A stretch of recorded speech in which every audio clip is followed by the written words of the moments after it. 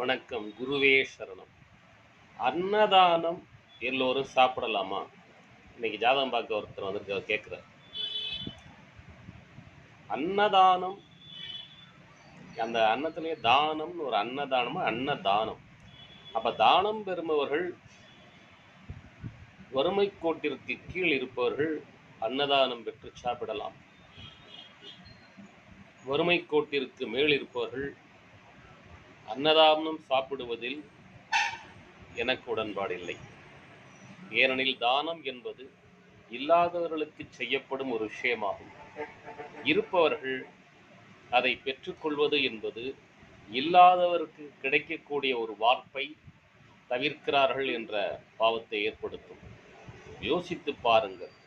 உங்களுக்கு உடன்பாடு இருந்தால் அன்னதானம் இல்லாதவர்களுக்கு கிடைப்பதற்கான சூழ்நிலைகளை ஏற்படுத்துங்கள்.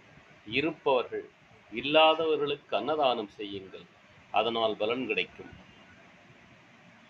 எல்லாம் வல்ல இறைவன் உங்களுக்கும் உங்கள் குடும்பத்தாருக்கும் எல்லா வளங்களையும் அருள வேண்டி வணங்கி வாழ்த்துகிறேன். பண்டிட் எம்ஜிபி. அன்னதானம் செய்பவன் அனைத்து பிரச்சனைகளிலிருந்தும் வெளியேறுகிறார். அன்னதானம் ஆயுள் கண்டத்தையும் நீக்கும். அமாவாசை என்று செய்யப்படும் அன்னதானம் பிதுர்தோஷத்தை போக்கும். பௌர்ணமி என்று செய்யப்படும் அன்னதானம் குடும்பத்தில் விருத்தியை ஏற்படுத்தும்.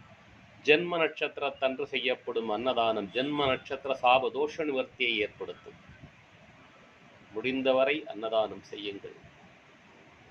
இருப்பவர்கள் இல்லாதவர்களுக்கு அன்னதானம் கிடைப்பதற்கான சூழ்நிலைகளை ஏற்படுத்துங்கள். வெற்றி நிச்சயம். பண்டிட் எம்ஜிபி.